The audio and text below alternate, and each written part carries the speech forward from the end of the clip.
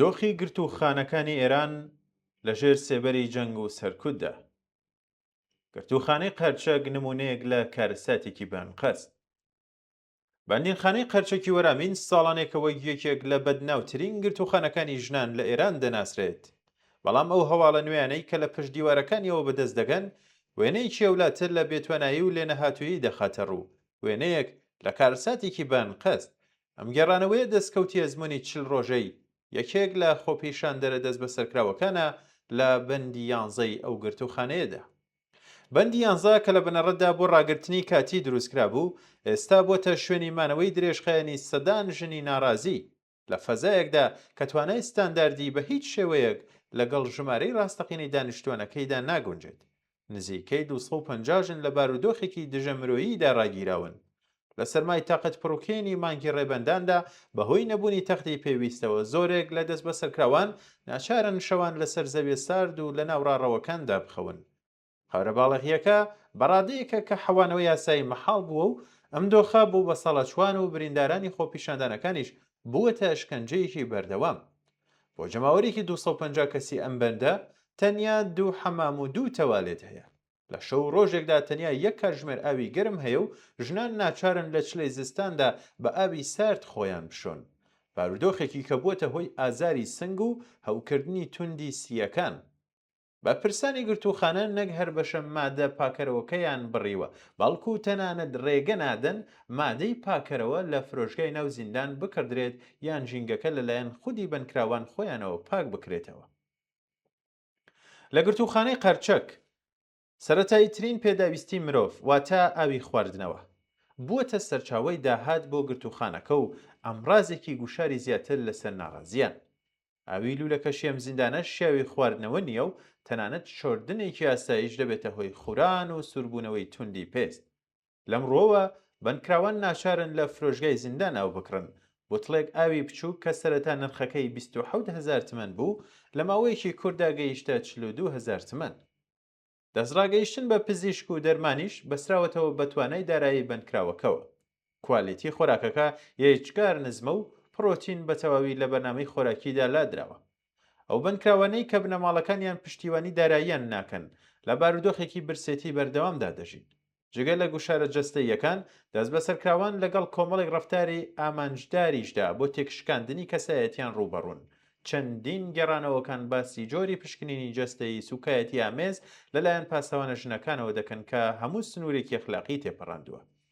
گواستنەوەی بەردەوام لە نێوان بەندە گشتیەکانی 8 و 11 و ژوورە تاکەکەسیەکانی بەندی 6 دەست بە سەرکراوان لە دڵڕاوکی و نیگەرانی هەمیشەییدا ڕادەکرێت، شێوازێکی کە ئاگایانە و بە ئەنقەز ڕێگری دەکات لە دروستبوونی تۆڕی پشتیوانی لە نێو بنکراوەکاندا. گرتووخانەی شەیبانی ئەهواز وێنەیەکی تاریکتر لە باشووری وڵات. گرتووخانەی شەیبانی ئەهواز وێنەیەکی زۆر تاریکتر لە سەرکوت دەگەڕێتەوە. چەند بەشێک لەم گرتووخانەیە بە تایبەتی تەرخانکراون بۆ ئەو خۆپیشاندەرانەی لە ساڵانی ڕابردوو دەست بەسەر کراون. هەندێک لە ژوورە بچووکەکان دەیان کەسیان تێدایە جێگیر کراوە و بەگشتی سەدان بنکراو لە فەزایەک ێجگار تەنگ و بەرتەسێکدا ڕاگیراون. کەمی ئاو ئاستەنگ دروستکردنی زۆر لە بەردەم بەکارهێنەرانی توالێتەکان و بڵاوبوونەوەی بەرفراوانی کێچوەسپێ دۆخی تەندروستی گەیاندوێتە ئاسێک کە نەخۆشیە پێستیەکان لە نێوان بنکراواندا تەشەنەیان سندووە. ئەو دەرمانانش کە هەند کوالیتیەکی گونجاویان نییەوە دەوترێت بەشێکیان ماوە بەسەر چوون. زۆرێک لەم بنکراوانە بەبێ دادگاییکردن بە تۆمەتی قورس و لە ژێر گوشاری لێکۆڵینەوەی بەردەوامدا لە دۆخێکی نادیاری تەواودا دەژین لە ژێر سێبەری سێدارەدا.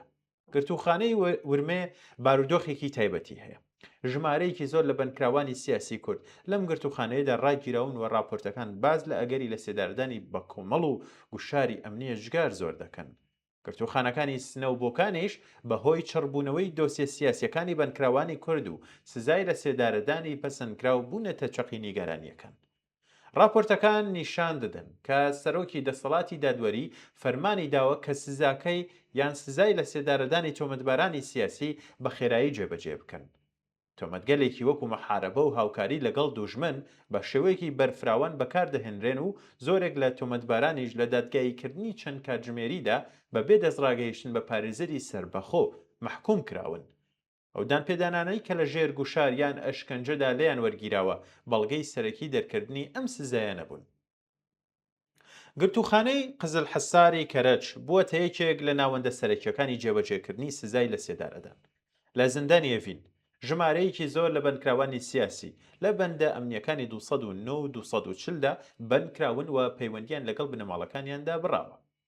گرتوخانەکانی ورمێ سنە و بۆکانی ژمارەیەکی زۆر لە بەندکراوانی کوردیان تێدا ڕاگیراوە کە هەندێکیان لەگەڵ حکمی لە سێدارەدان دەست و پەنجە نەرم دەکەن.